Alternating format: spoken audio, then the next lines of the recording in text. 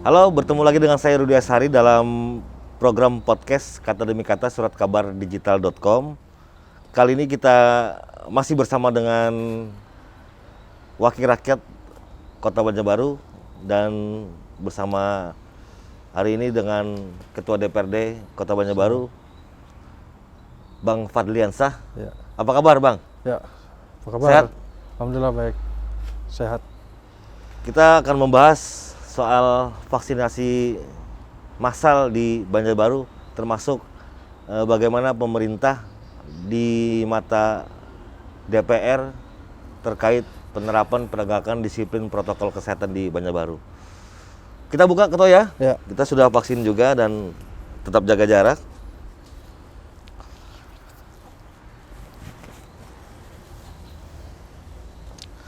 Ketua, hari ini tadi Banjarbaru sudah melaksanakan vaksin massal di beberapa tempat, salah satunya di Bina Satria. Apa yang Anda lihat tentang vaksinasi massal di Banjarbaru, Ketua? Baik ya, pertama-tama saya mewakili lembaga institusi maupun masyarakat umumnya secara pribadi mengapresiasi langkah-langkah terhadap pemerintah Kota Banjarbaru, dalam hal ini dibantu oleh unsur institusi Forkopimda yang telah menyukseskan vaksinasi massal. Ini kalau saya lihat vaksinasi massal ini sudah berjalan cukup bagus karena peminatnya juga sangat banyak dan juga antusiasme warga juga didukung dengan stakeholder yang dinaungi sudah bekerja maksimal dan bisa berjalan lancar. Tentu dalam vaksinasi ini kita harus mendukung semua langkah oleh pemerintah kota terkait vaksin karena saat ini vaksin ini memang suatu harus kewajiban yang harus dilaksanakan oleh setiap warga negara karena merupakan persyaratan penting bagi kita. Ya juga kan? bagian dari ikhtiar ya, Ya, Ketua ya? dan merupakan dari ikhtiar untuk memutus mata rantai COVID. Ketua, kemudian soal vaksinasi massal, tadi turun langsung juga di lapangan, Ketua. Bagaimana respon atau antusias dari warga, Ketua, mengikuti vaksin itu? Ya, pertama dari antusiasme warga ini sangat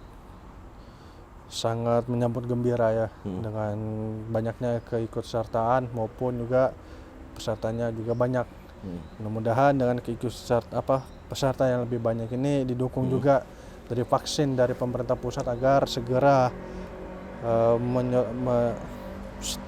dropkan vaksinnya untuk masyarakat Banjarbaru karena jujur untuk saat ini kita masyarakat Banjarbaru sangat memerlukan vaksin lagi untuk tambahan. Berarti kondisi masih kurang ya, Ketua ya? Sangat jelas kurang. Karena saya lihat tadi daftarnya itu tidak seberapa dengan animo masyarakat yang ada. Mungkin ada yang daftar belum divaksinasi itu di antara puskesmas itu masih banyak karena jatah dari pemerintah pusat ini dosis vaksinnya ini sangat terbatas untuk Kota Banjarbaru. Kalau boleh tahu ada kisaran berapa, Ketua, vaksin untuk Banjarbaru? Kalau saya tadi yang baru ditembuskan itu kan sekitar 60.000. 60.000 ya? 60.000 dosis yang divaksin. Kita memerlukan sekitar kurang lebih 100.000. Jadi 100 ribuan ya? Ya, 100 ribuan untuk divaksin itu ini baru mencakupan 30% aja divaksin ya. Divaksin kan? ya? Iya. Harapan ke depan, Ketua, ketika warga termasuk penyelenggara pemerintahan setelah divaksinasi, apa yang ingin disampaikan kepada masyarakat juga terkait kesadaran protokol kesehatan, Ketua? Ya, pertama di samping kita sudah vaksin, yang kedua kita harus tetap mematuhi protokol kesehatan dan juga tetap menjaga imun tubuh karena vaksin ini kan ibaratnya bukan mutlak untuk bebas COVID tapi untuk menambah imun supaya kalau misalnya terserang COVID itu tidak terlalu drop setelah divaksin, bisa meningkatkan daya tahan imun tubuh. Dan saya harapkan semua masyarakat ini sadar untuk vaksin dan bersabar dan tetap protokol ya, protokol kesehatan karena kita belum aman lah untuk saat ini terkait COVID kita karena COVID ini sekarang sudah mulai naik ya kan, tidak tahu sampai kapan. Ya salah satunya itu kita harus mendukung sama-sama vaksin karena kalau sudah divaksin itu otomatis ketahanan daya tubuh itu tingkat kesembuhan kita tuh sudah bisa itu kita tingkatkan. Kalau tidak agak bertahan sedikit ya? Bertahan. Oke, Ketua, Banjarbaru cukup menarik, Ketua, karena salah satunya menjadi pintu gerbang Kalimantan Selatan. Apa yang ingin DPR sampaikan kepada pemerintah? Karena walaupun sudah sebagian masyarakat sudah divaksin, sebagai pintu masuk kan agak sulit Ketua menahan laju penyebaran virus itu di Banjarbaru. Gimana Ketua? Kalau saya memang terkait penularan virus corona ya kan, itu saya harap bisa koordinasi dengan pemerintah setempat maupun pemerintah provinsi agar sama-sama bekerja sama, saling koordinasi terkait penekanan angka penularan COVID. Karena di Banjarbaru ini kan ibaratkan ini pintu gerbang Kalsel. Ya. Sangat sulit lah kalau misalnya pemerintah daerah setempat untuk dibebani.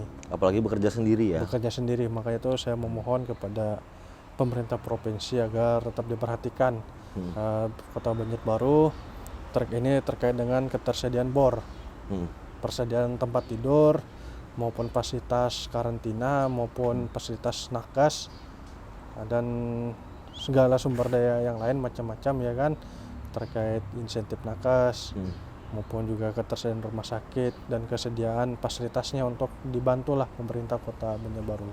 Nah, kalau sejauh ini Ketua untuk penanganan medis untuk warga yang terkonfirmasi positif bagaimana? Ya kalau sudah bagus atau seperti apa kalau Ketua? misalnya memang kecepatan untuk men-tracing ya terkait warga Banjarbaru untuk terkonfirmasi positif, saya rasa sudah cukup lumayan bagus. Iya. Karena ini kita lihat karena orang sudah positif corona itu cepat tanggap lah pemerintah kota dan cepat bertindak. Tapi kita lihat lagi lah ini ketersediaan sarana dan prasarana, karena semakin banyak orang penularan otomatis juga sarana prasarana juga semakin sulit untuk dicukupi. Ini kalau misalnya penanganan, kalau tracing sudah mulai bagus, tapi yang kita kendalakan ini kan biaya tambahannya lah untuk perjuangan nakes sama tim COVID ini yang masih kurang disentuh oleh pemerintah kota. Kalau tingkat kesadaran warga Ketua bagaimana? Apakah sudah sadar atau masih merasa baik-baik saja Ketua? Tingkat kesadaran warga ini kan itu terkait dengan kebijakan pemerintah. Kapan kebijakan pemerintah memang banyak ditaati, berarti masyarakatnya sudah mulai sadar. Tapi ini kan saya lihat penularan COVID khususnya di Banjarbaru ini agak mulai melandai dibandingkan bulan-bulan sebelumnya. Ini terlepas dari kita semua bekerja sama dari unsur Forkopimda beserta masyarakat saling membahu untuk mencegah penularan. Kita yang harus bekerja kita selama ini bekerja keras untuk merajia PPKM, pembatasan jam malam, saya juga lihat Ketua juga ikut malam-malam ya kontrol penegakan soal itu ya. Lah, karena kalau tidak begitu kita tidak mungkin tetap kemungkinan pasti banyak terus kasusnya. Malah nggak melandai Ketua ya. Ini alhamdulillah berkat kerja keras kita jaga melandai ini akibat ketegasan kita sendiri untuk menindaklanjuti masyarakat.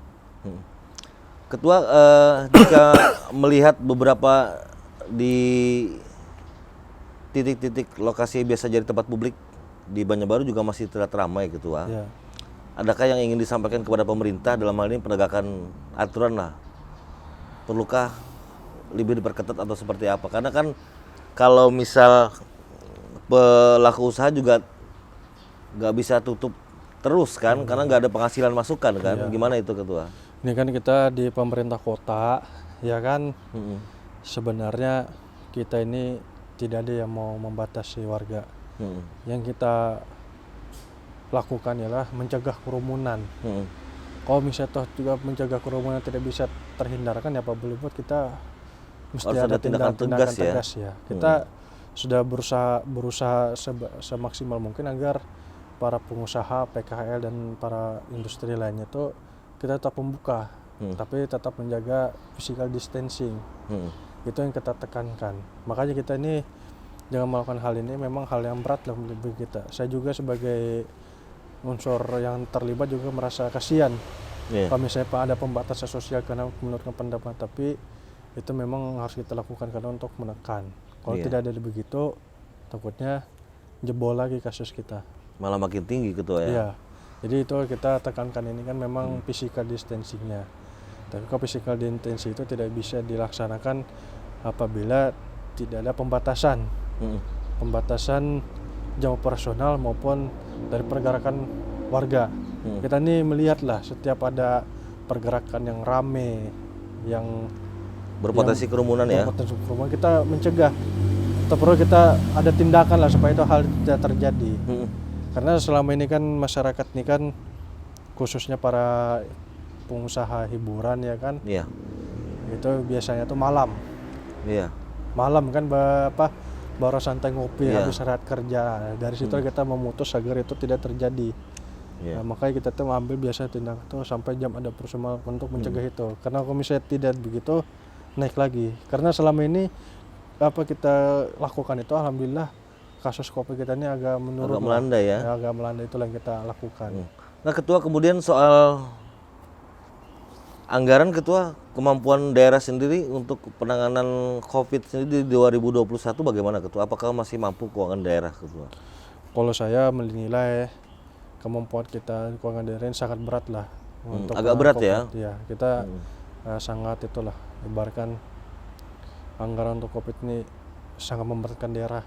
Makanya saya bilang kita harus ini Serius paling tidak ya? serius memanfaatkan dana yang Iya. kurang untuk semaksimal mungkin untuk penanganan COVID. Karena jujur saja ini dari akibat COVID, semua potensi pendapatan ekonomi maupun perputaran keuangan di APBD ini itu sangat terganggu untuk penanganan COVID. Sebut saja memaksimalkan pemotongan anggaran SKPD untuk penanganan COVID, belum lagi program SKPD untuk penanganan COVID kan itu sangat menguras kantong kita. Makanya kalau misalnya COVID ini makin terus bertambah, itu menjadi beban yang berat bagi pemerintah sendiri untuk mengatasinya. Gitu ya. Nah, tentu soal pemakluman pelaku usaha, Ya benar. kemudian ketaatan kesadaran masyarakat juga diperlukan Ketua ya. Benar ya. Itu memang kalau masalah keuangan kita sangat memprihatinkan kondisi keuangan kita saat ini. Kita ini keuangan kita dari pendapatan asli daerah, transport tuh kita masih inilah simpang siur. Ya masih nggak kayak dulu ya Ketua Nggak kayak ya. dulu. Kalau Banyak dulu pemasukan kan ya. banyak pemasukan, pendapatan juga meningkat. Kalau di sini berkurang, pengeluaran banyak. Ya, gimana kita? Makanya kita itulah sangat prihatin dengan kondisi keuangan kita saat ini. Oke, terakhir Ketua, di akhir podcast untuk lanjut di edisi berikutnya, Ketua apa yang ingin disampaikan khusus karena sebagian warga sudah divaksinasi kepada masyarakat dan pesan penting kepada eksekutif pemerintah kota? Ya bagi masyarakat ya khususnya yang sudah divaksin, saya tetap menghimbau untuk menjaga protokol kesehatan, menjaga imun tubuh dan selalu memakai masker dan menjaga jarak. Karena dari hal itu kita insya Allah memutus diri kita pribadi untuk dan juga mencegah penularan dari yang lain. Tetap taati peraturan ya Ketua ya, Tetap sebagai salah satu ikhtiar ya. Peraturan dan menjalani ikhtiar untuk Vaksinasi ya? Vaksinasi ini sama-sama kita dukung karena kita kompak lah. Iya. Kita vaksin karena Karena untuk memutus mata rantai COVID. Oke. Dan mudah-mudahan COVID ini bisa segera berakhir dan bisa Amin. kembali normal sedia kala. Ya. Oke, terima kasih Ketua atas waktunya. Baik, kita sudah berbincang dengan Ketua DPRD Banjarbaru, Bang Fadliansah. Semoga proses penyelenggaraan vaksinasi di Banjarbaru, kemudian aturan-aturan yang diterapkan oleh pemerintah juga saling ditaati, tetap berusaha dengan mematuhi protokol kesehatan, dan juga kita sukseskan sama-sama proses vaksinasi untuk melandaikan atau bahkan mungkin menghilangkan virus corona di Banjarbaru. Dengan catatan sama-sama bekerja dan sama-sama menjaga demi keselamatan bersama Ketua ya. Sampai jumpa di edisi berikutnya podcast Kata Demi Kata, suratkabardigital.com. Sampai jumpa. Salam Kata Demi Kata.